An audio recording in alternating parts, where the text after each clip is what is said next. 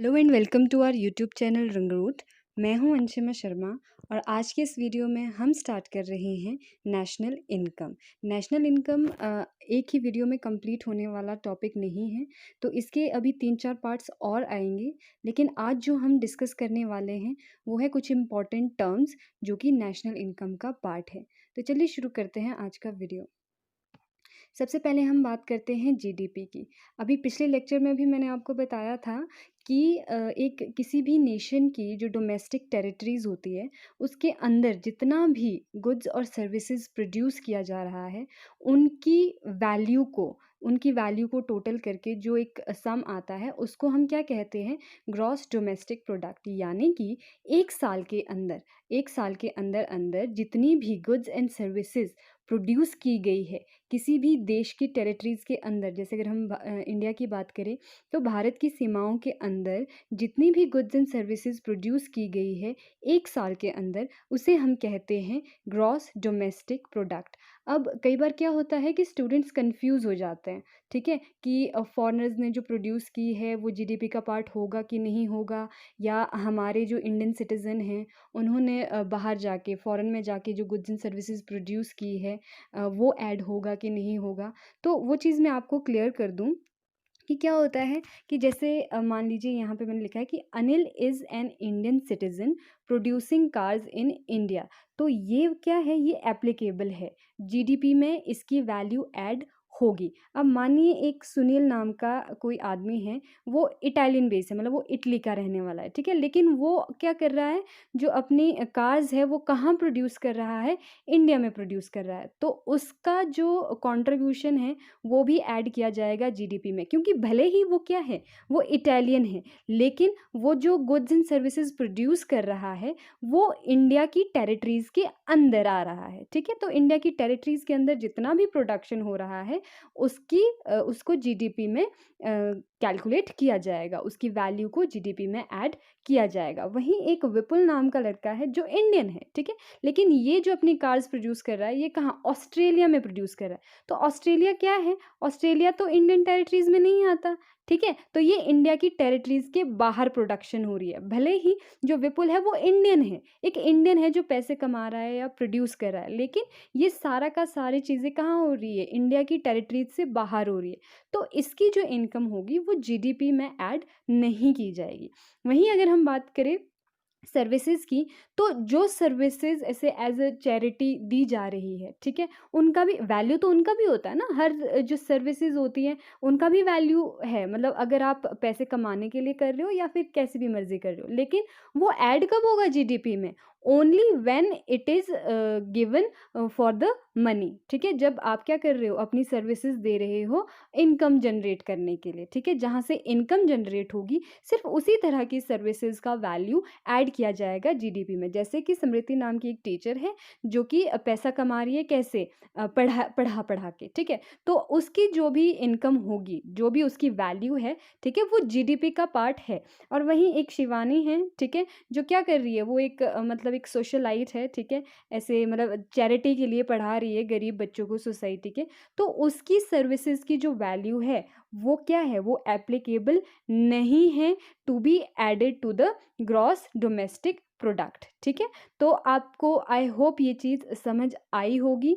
और जीडीपी से क्या है कि जीडीपी दो तरह का होता है, एक होता है रियल जीडीपी और एक होता है नॉमिनल जीडीपी। इस पे एक पूरा लेक्चर बनाया गया है, वीडियो ऑलरेडी अपलोड हो चुकी है, तो आप लोग प्लीज़ उसे भी जाके ज़रूर देखें।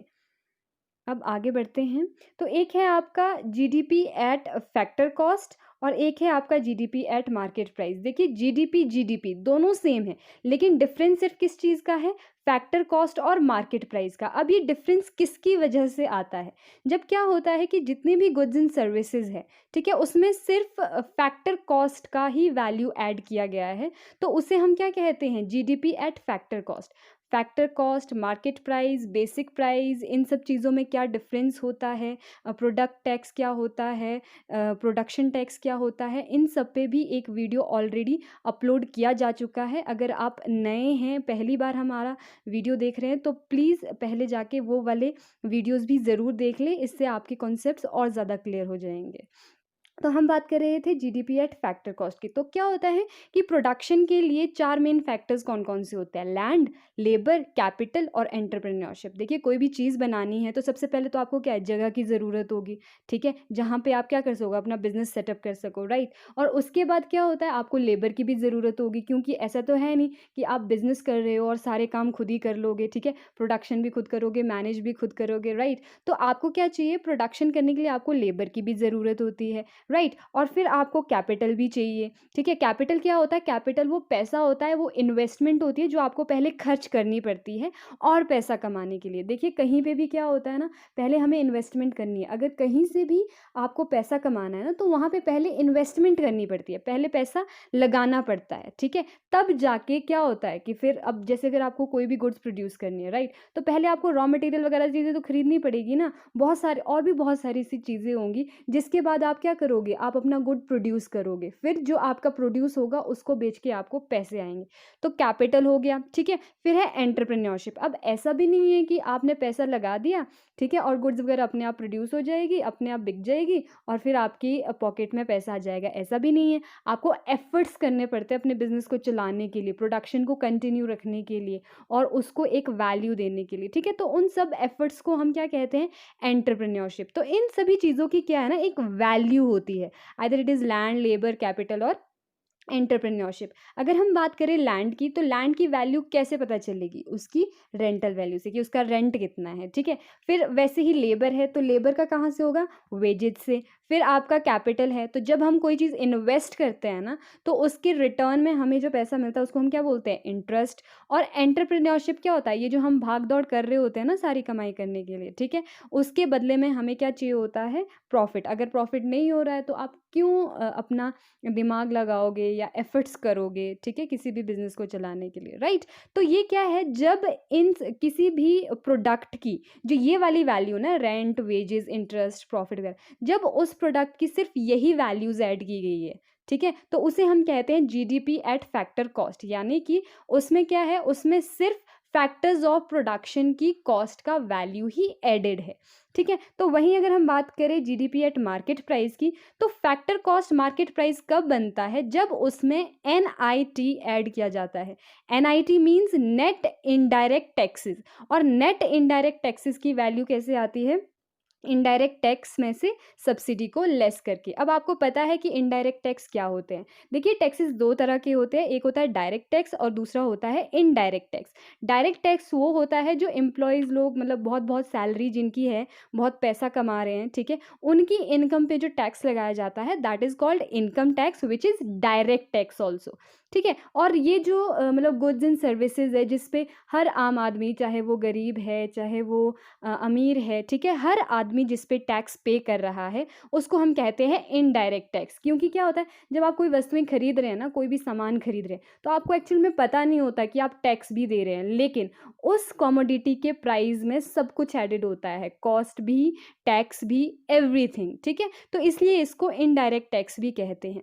तो क्या होता है कि जीडीपी एट फैक्टर कॉस्ट, यानी कि रेंट, वेजेस, इंटरेस्ट, प्रॉफिट, इन सब की वैल्यू में जब हम ऐड करेंगे इनडायरेक्ट टैक्सेस और लेस कर देंगे सब्सिडीज़, तो हमारे पास क्या आ जाएगा, जीडीपी एट मार्केट प्राइस। अब आप सोच रहे होंगे कि इनडायरेक्ट टैक्स ऐड क्यों करना है, सब्सिडीज़ लेस क्यों करना है? तो इनडायरेक्ट टैक्सेस क्या होते हैं, ये किसी भी कमोडिटी की जो प्राइस है उसको बढ़ा देते हैं, उसका कॉस्ट बढ़ा देते हैं, इसलिए इसको ऐड करेंगे। और सब्सिडीज़ क्या होता है, सब्सिडीज़ फाइनेंशियल असिस्टेंस है जो प्रोवाइड किया जाता है बाय द गवर्नमेंट, एक तरह की छूट दी जाती है, एक तरह की राहत दी जाती है। तो इसकी वजह से क्या होता है कि प्राइजेस थोड़े से कम हो जाते हैं, तो इसलिए इसको लेस किया जाता है, राइट? तो अब हमारा क्या होता है कि डोमेस्टिक इनकम, अब domestic income eight factor cost है, चाहे domestic income eight market price है तो डोमेस्टिक इनकम ही ना। लेकिन क्या होता है कि जब भी क्या हो, सिर्फ डोमेस्टिक इनकम का जिक्र किया जा रहा हो और आपको नहीं समझ आ रहा है कि क्या चीज़ लेनी है, जीडीपी एट फैक्टर कॉस्ट लिया जाए या मार्केट प्राइस लिया जाए, तो ये एक ऑब्वियस है कि जब सिर्फ डोमेस्टिक इनकम लिखा गया है और कोई भी चीज़ मेंशन नहीं है, तो आपको क्या कंसिडर करना है कि it is GDP at market price. I hope आपको समझ आया होगा। चलिए आगे बढ़ते हैं। अब हम बात करते हैं domestic income versus national income. अब डोमेस्टिक इनकम और नेशनल इनकम के बीच में डिफरेंस कौन क्रिएट करता है? तो इन दोनों के बीच का जो डिफरेंस है that is because of net factor income from abroad. जैसे कि आपने देखा डोमेस्टिक इनकम में क्या होता है कि सिर्फ वही इनकम कंसिडर की जाती है जो नेशनल टेरिटरीज़ के अंदर जनरेट की गई है, लेकिन ऐसा तो है नहीं कि हमारे पास इनकम सिर्फ वहीं से आ रही है जहाँ जो चीज़ें हमारे डोमेस्टिक टेरिटरी के अंदर प्रोड्यूस की जा रही है। ठीक है, बहुत सारे लोग हैं जो बाहर जाके फॉरेन में जाके काम करते हैं, वहाँ पे पैसा कमाते हैं और फिर यहाँ पे इंडिया भेजते हैं। ठीक है, या किसी भी नेशन अपने रिस्पेक्टिव नेशंस में भेजते हैं। ठीक है, और बहुत से लोग ऐसे भी होते हैं जो बाहर से काम करने के लिए आपके नेशंस में आए हैं और यहाँ से पैसा कमा कमा के बाहर लेके जा रहे हैं। ठीक है, तो यही एक चीज़ होती है net factor income from abroad. ठीक है, जो डिफरेंस क्रिएट करती है डोमेस्टिक इनकम और नेशनल इनकम में। तो डोमेस्टिक इनकम में जब net factor income from abroad add किया जाता है तो आपके पास जो वैल्यू आती है that is called national income. अब net factor income from abroad क्या होता है? ठीक है, it is the difference between factor income received from abroad and factor income paid to abroad. अब मैंने जैसे आपको बताया कि कुछ लोग क्या होंगे कि हमारे यहाँ के हैं, ठीक है, हमारे नेशन से हैं और वो क्या जा रहे हैं, फॉरेन जा रहे हैं पैसा कमाने के लिए। ठीक है, तो वो उन लोगों ने वहाँ पे, ठीक है, जो भी पैसा कमाया in the form of rent, wages, interest या फिर प्रॉफिट, उन्होंने जो भी पैसा कमाया, ठीक है, वो हुआ factor income received from abroad. और बाहर से जो लोग फॉरेनर्स आए हैं और यहाँ पे पैसा कमा के लेके जा रहे हैं, ठीक है, उसे हम कहेंगे factor income paid to abroad. और इनके बीच का जो डिफरेंस है that is net factor income from abroad. तो यानी कि अगर जीडीपी एट फैक्टर कॉस्ट में आप net factor income from abroad add करते हैं तो आपके पास रिजल्ट आता है gross national product at factor cost. और उसी तरह से अगर आप जीडीपी एट मार्केट प्राइस में net factor income from abroad add करते हैं तो आपके पास रिजल्ट आता है gross national product at market price. ठीक है, तो अभी क्या है कि अब इसमें भी देखो दो तरह की चीज़ें हो गई, GNP eight factor cost, GNP eight market price which means national income eight factor cost and national income eight market price. तो यहाँ पे फिर से कन्फ्यूजन हो सकता है कि अगर सिर्फ नेशनल इनकम दिया है, क्योंकि बहुत बार एग्जाम्स में ऐसा होता है कि सिर्फ नेशनल इनकम दिया है या फिर आप कहीं न्यूज़ वगैरह भी पढ़ते हो तो सिर्फ नेशनल इनकम दे रखा होता है, तो फिर क्या होता है कन्फ्यूजन हो जाता है कि जीएनपी एट फैक्टर कॉस्ट लिया जाए या जीएनपी एट मार्केट प्राइस लिया जाए। तो अगर हम एनसीईआरटी की बात सुने, ठीक है, तो एनएनपी एट फैक्टर कॉस्ट को ही क्या लिया जाता है, नेशनल इनकम लिया जाता है। अब फिर से कन्फ्यूजन हो गया होगा कि अभी जो हमने पढ़ा that was GNP eight factor cost और यहाँ पे ये कह रहा है एनएनपी एट फैक्टर कॉस्ट। तो इसमें क्या है, आप देख सकते हैं कि दोनों चीज़ों में सिर्फ एक ही चीज़ का डिफरेंस है, वो क्या है, ग्रॉस और नेट का। तो ग्रॉस और नेट के बीच का जो डिफरेंस है that is because of depreciation. अगर किसी भी वैल्यू में डेप्रिसिएशन एडेड है तो हम उसे कहेंगे कि वो ग्रॉस वैल्यू है। ठीक है, और जब डेप्रिसिएशन को लेस कर दिया जाता है ग्रॉस वैल्यू में से तो हमारे पास जो वैल्यू आती है दैट इज नेट वैल्यू। ठीक है, तो जीएनपी एट फैक्टर कॉस्ट तक एक बार आप पहुंच गए ना तो एनएनपी एट फैक्टर कॉस्ट निकालना इज नॉट वेरी डिफिकल्ट। ठीक है, जीएनपी एट फैक्टर कॉस्ट में से आपको क्या करना है, सब्ट्रैक्ट कर देना है डेप्रिसिएशन को और आपका क्या निकल आएगा, NNP eight factor cost which means national income. I hope आपको समझ आया होगा। चलिए आगे बढ़ते हैं। अब यहाँ पे कुछ एक पॉइंट्स है, कई बार क्या होता है कि ऐसे ही थोड़ा सा कन्फ्यूजन क्रिएट करने के लिए इस तरह के क्वेश्चन पूछे जाते हैं कि क्या इज़ इट पॉसिबल कि national income is greater than domestic income. तो ये तो क्या होता है कि लोगों के एकदम दिमाग में आ जाता है, हाँ हाँ ठीक है, डोमेस्टिक इनकम में तो net factor income from abroad added नहीं होता तो डोमेस्टिक इनकम कम होगी और आपका जो नेशनल इनकम है उसमें वो एडेड होता है तो वो ज़्यादा ही होगी। लेकिन ज़रूरी नहीं है कि हर बार नेशनल इनकम डोमेस्टिक इनकम से ज़्यादा हो। नेशनल इनकम डोमेस्टिक इनकम से ज़्यादा कब होती है, जब आपका net factor income from abroad is positive, यानी कि बाहर से लोग ज़्यादा पैसा लेके आ रहे हैं। ठीक है, और हम लोगों ने जो फैक्टर इनकम पे किया है फॉरेनर्स को दैट इज़ लेस देन। ठीक है, तो फिर ऐसे केस में क्या होता है कि ऐसे केस में national income is always greater than domestic income. लेकिन ये भी तो हो सकता है ना कि बाहर से हम लोग कम पैसा कमा के लेके आ रहे हैं, ठीक है, और यहाँ से लोग ज़्यादा पैसा कमा के बाहर लेके जा रहे हैं। तो ऐसे में क्या हो जाएगा, net factor income from abroad हो जाएगा नेगेटिव। क्यों, क्योंकि अंदर पैसा कम आया, बाहर ज़्यादा गया। तो ऐसे में क्या होगा कि जब डोमेस्टिक इनकम में इसको ऐड किया जाएगा इस नेगेटिव वैल्यू को, तो नेशनल इनकम की जो वैल्यू है वो क्या आएगी? Less than domestic income. तो उसी तरह से नेशनल इनकम डोमेस्टिक इनकम के इक्वल भी हो सकता है। अगर क्या हो रहा है कि बाहर से भी लोग उतना ही पैसा कमा के लेके आ रहे हैं जितना कि यहाँ से बाहर लेके जा रहे हैं, ठीक है? तो ऐसे केसेस में क्या हो सकता है? Net factor income from abroad zero होगा, ठीक है? तो कई बार इस तरह का क्वेश्चन आता है कि क्या net factor income from abroad negative हो सकता है या ज़ीरो हो सकता है? या फिर कभी ऐसे पूछ लिया कि क्या national income less than domestic income हो सकता है? तो जल्दबाजी में हम अक्सर क्या कर देते हैं, ये वाला मिस्टेक कर देते हैं। हमें हमेशा लगता है कि डोमेस्टिक इनकम में क्योंकि फैक्टर इनकम फ्रॉम अब्रॉड नहीं एडेड है तो वो हमेशा लेस आएगा और नेशनल इनकम ज़्यादा आएगा, जो कि फिर गलत हो सकता है। आज की वीडियो में बस इतना ही। Thank you so much. अगर आपको हमारा ये वीडियो पसंद आया है तो प्लीज़ हमें कमेंट करके ज़रूर बताएं, और अगर पसंद नहीं आया है तो भी हमें कमेंट करके ज़रूर बताएं, because feedback are important for improvement. Thank you so much. अगर आपको ये वीडियो यूज़फुल लगा है तो प्लीज़ लाइक करें, अपने फ्रेंड्स के साथ शेयर करें और कमेंट सेक्शन में अपने वैल्यूएबल फीडबैक ज़रूर दें। हमारे चैनल को सब्सक्राइब करना ना भूलें and do not forget to press the bell icon. Thank you so much. मिलते हैं आपसे अगली वीडियो में।